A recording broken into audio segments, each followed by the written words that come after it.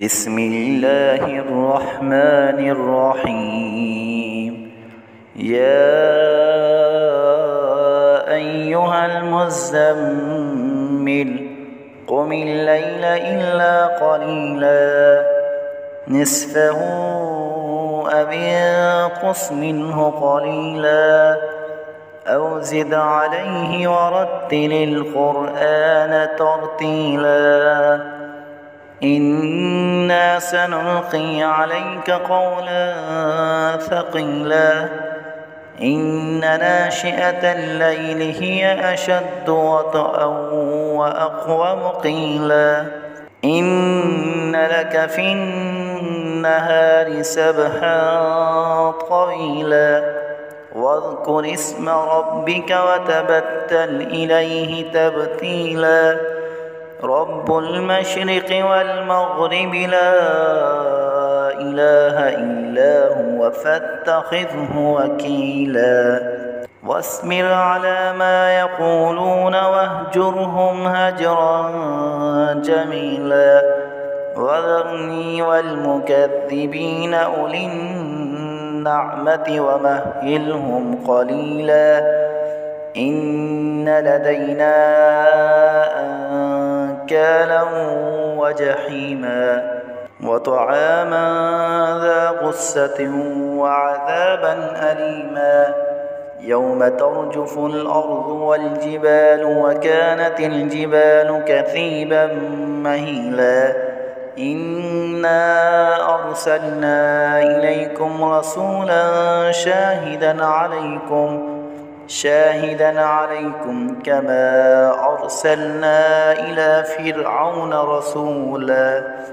شاهدا عليكم كما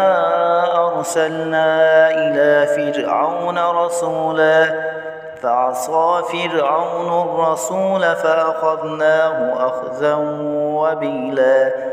فكيف تتقون إن كفرتم يوما يجعل الولدان شيبا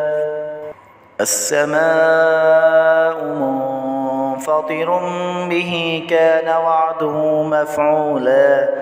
إن هذه تذكرة فمن شاء اتخذ إلى ربه سبيلا إن ربك يعلم أنك تقوم أدنى من ثلثي الليل ونصفه وثلثه وطائفة من الذين معك والله يقدر الليل والنهار علم أن لن تحصوه فتاب عليكم فاقرؤوا ما تيسر من القرآن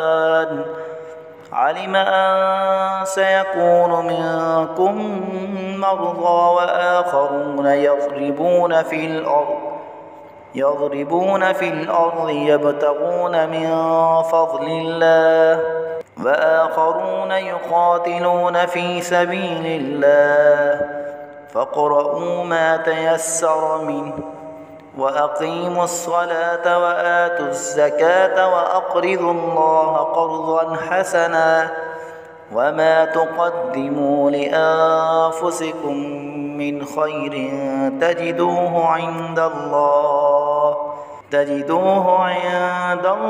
هو خيرا وأعظم أجرا واستغفروا الله إن الله غفور رحيم.